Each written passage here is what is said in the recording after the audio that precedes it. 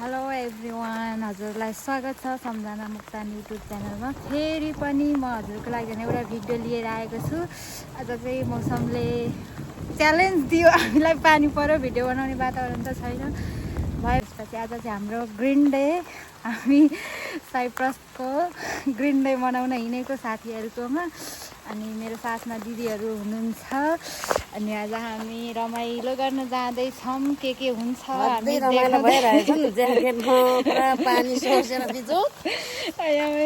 हामी देखाउने नै छौँ। अन्तिमसम्म भिडियोलाई हेरिदिनु होला। अब कहाँ जान्छौँ, के गर्छौँ त्यो चाहिँ हामी क्याप्चर गर्दै जान्छौँ।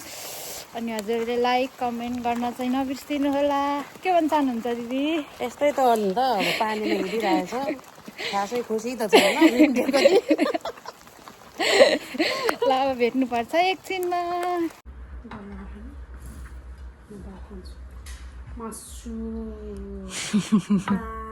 मैले जाडो भएर टोपी लगाएको खाएन।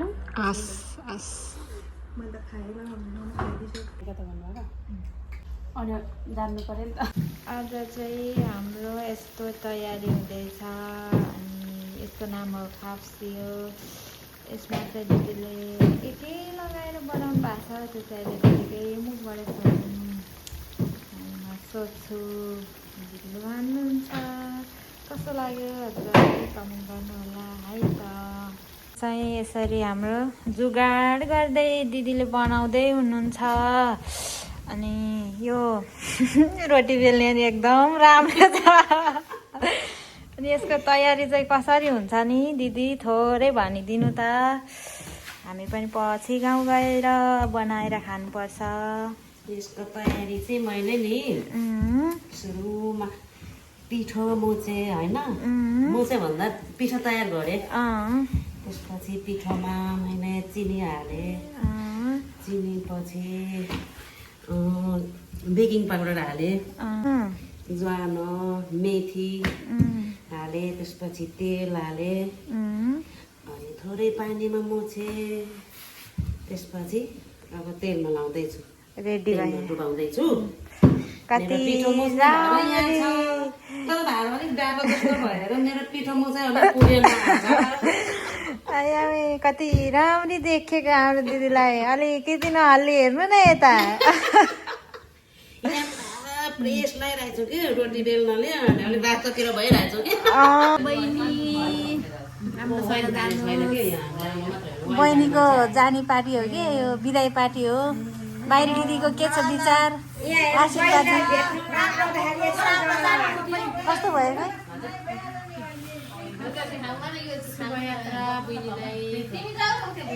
बहिनीलाई शुभयात्रा भन्नु भेट्न आएको, हेर्नु यस्तो घारी घारी आएर दुःख पाएँ है।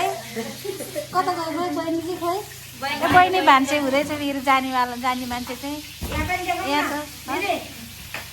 भान्से साथी पार्टी त डह्रो चलिरहेको नि हाम्रो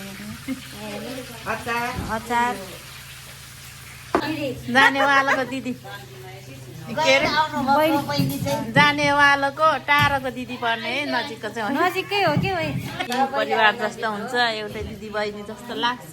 त्यही भएर हामीले बाई बाई गर्न आएको।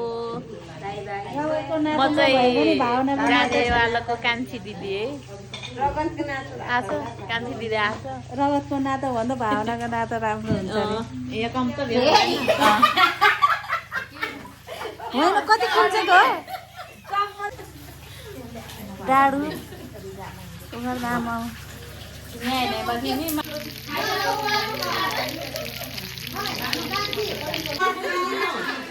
धन्यवाद। ल भयो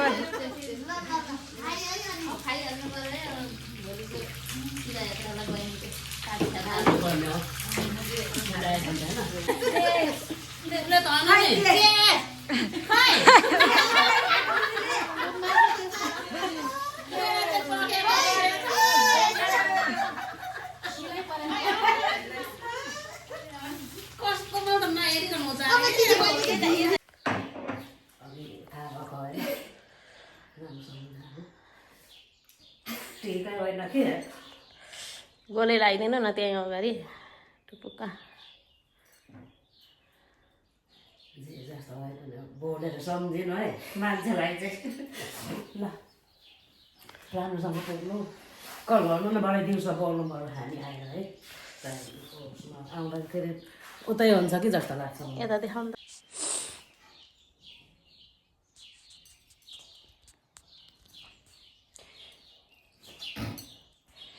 परदेशको ठाउँमा बसियो कता कताको तिता मिठा सबै भुलेर बस्ने है सबैजना जे जस्तो भए पनि।